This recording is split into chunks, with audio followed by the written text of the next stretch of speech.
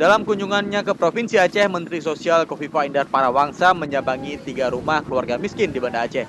Dalam belusukan tersebut, rata-rata warga mengaku belum mengetahui tentang program Kartu Indonesia Pintar, bahkan belum menerimanya. Khofifah menyambangi 3 rumah warga di Desa Lamsepeng, Kecamatan Lungbata, Banda Aceh.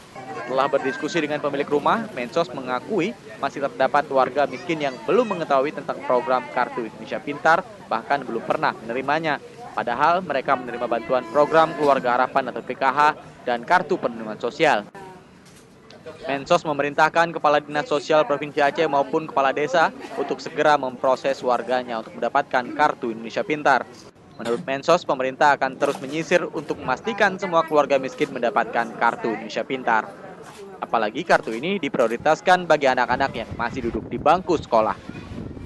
Mensos mengaku untuk dana Kartu Indonesia Pintar pada tahun ini telah ditambah 3 kali lipat dari jumlah penerima dari sebelumnya.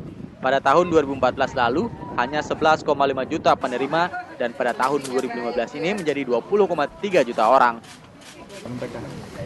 Kita hanya random ya, 3 keluarga.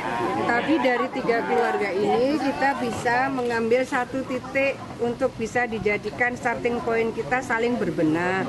Bahwa Kartu Indonesia Pintar tahun 2014 lalu yang tidak terserap itu 4,2 juta.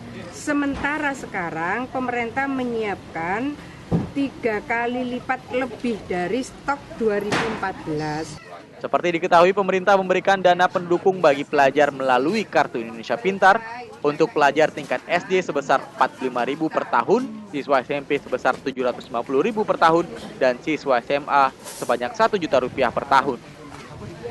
Dari Banda Aceh, Hendra Saputra melaporkan untuk Aceh Video.